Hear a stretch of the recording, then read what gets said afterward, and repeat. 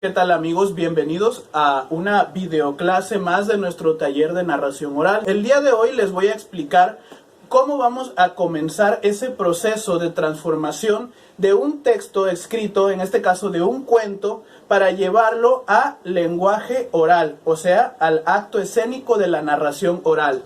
Vamos a hacerlo paso a paso. Lo primero que tenemos que hacer es leer el cuento que queremos adaptar en voz alta. No basta con leerlo nada más dentro de nuestra mente, tenemos que empezar a llevar las palabras a nuestra boca, que fluyan desde los ojos al cerebro y de ahí a nuestra lengua, a nuestros labios y que se conviertan en sonido. En este caso tenemos aquí como ejemplo el cuento de los dos jorobados. Esta es una versión de mi amigo Guillermo Murray.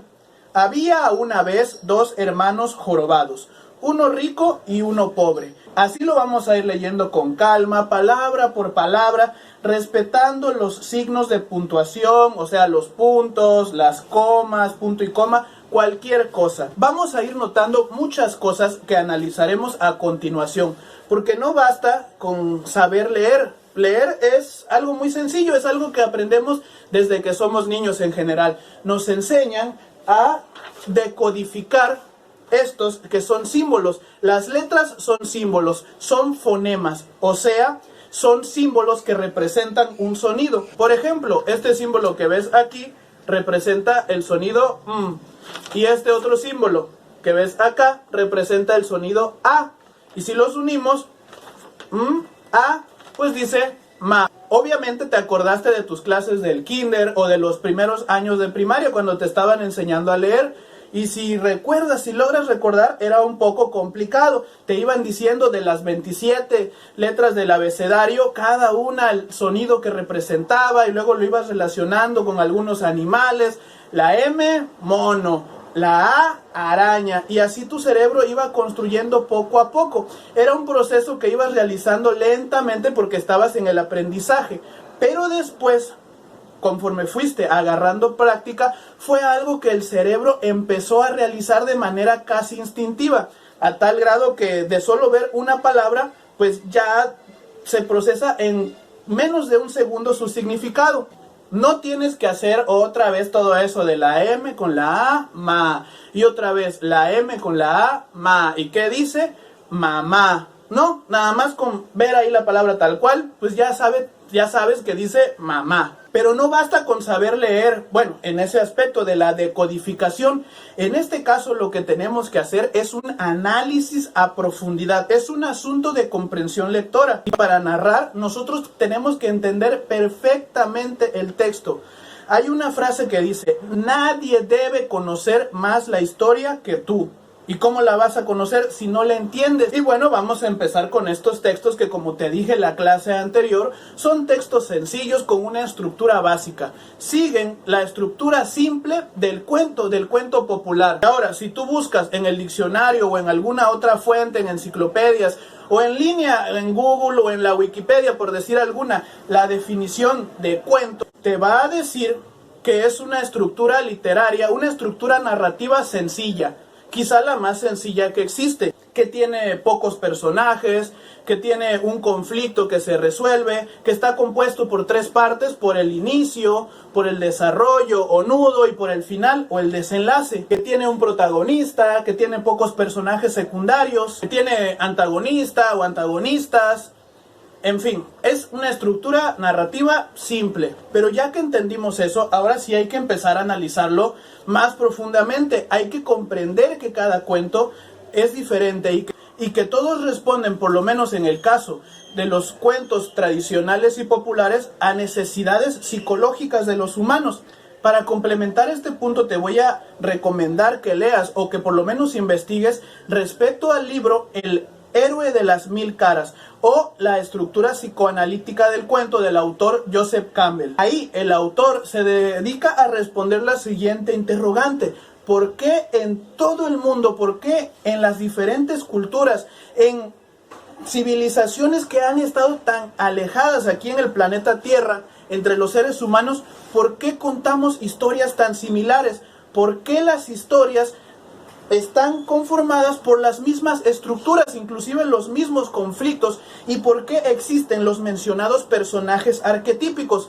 En general la respuesta que da es porque las historias responden a conflictos internos del ser humano. Algo que tenemos en común las personas son las problemáticas que se plantean en los cuentos, muchas veces representadas en metáforas. Y también tenemos en común en que siempre las queremos resolver por más imposibles que parezcan. Y una de las formas en que estas problemáticas han sido resueltas pues es a través de la ficción. Repito, muchas veces todo lo que se plantea ahí es a través de la metáfora. Por eso es muy común que exista, por ejemplo, el bosque misterioso. Es el lugar donde siempre se internan los héroes o los protagonistas y las protagonistas de nuestras historias. Ahí están Hansel y Gretel, la Caperucita Roja o en este caso los hermanos jorobados. También que haya antagonistas como las brujas, los hechiceros o los dragones. Los dragones representan muchos de los miedos que tienen los seres humanos desde la antigüedad. Por ejemplo, los reptiles, el fuego, las cosas que caen o vienen del cielo. Y eso es lo que retratan los antagonistas de nuestros cuentos. Ojo, no es lo mismo decir un antagonista que un villano.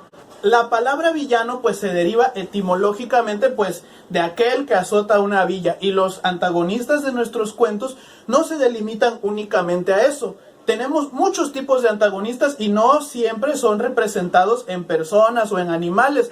A veces el antagonista es el mismo protagonista, o mejor dicho, son sus debilidades, son sus defectos, son esas cosas, esas partes de su personalidad que no lo dejan cumplir sus cometidos. A veces el antagonista pues es una catástrofe natural, una situación, algo difícil por lo que tiene que afrontar el protagonista, una calamidad. De ahí viene la palabra protoágonos. El proto pues es el individuo y el ágonos es la agonía. El héroe tiene que sufrir, si no la historia no sería interesante. Tiene que haber un antagonista y el antagonista es el que desencadena el conflicto. Y sin conflicto pues no hay cuento.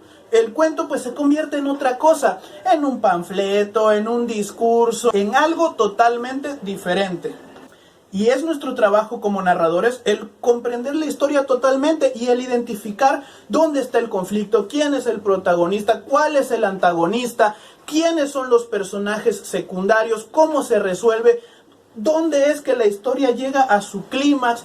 Solo entendiendo bien esto, vamos a dotar a la historia en el momento de que sea narrada de algo muy importante, que es la verosimilitud. Precisamente en el libro del héroe de las mil caras, Joseph Campbell plantea una forma de análisis de la estructura narrativa de los cuentos tradicionales, que es la de los 12 pasos del camino del héroe. Ahí podemos ver desde el momento en que el héroe está en su aldea o en su villa o en su lugar tranquilo o en lo que llamamos la zona de confort, el momento donde tiene que salir de ese lugar en calma, donde tiene que enfrentarse a los peligros, donde recibe ayuda de los donantes y así una sucesión de situaciones que lo llevarán a resolver pues el conflicto y a resultar vencedor al final y regresar una vez cumplido el ciclo al sitio de donde partió, pero ya siendo dueño de su propio destino.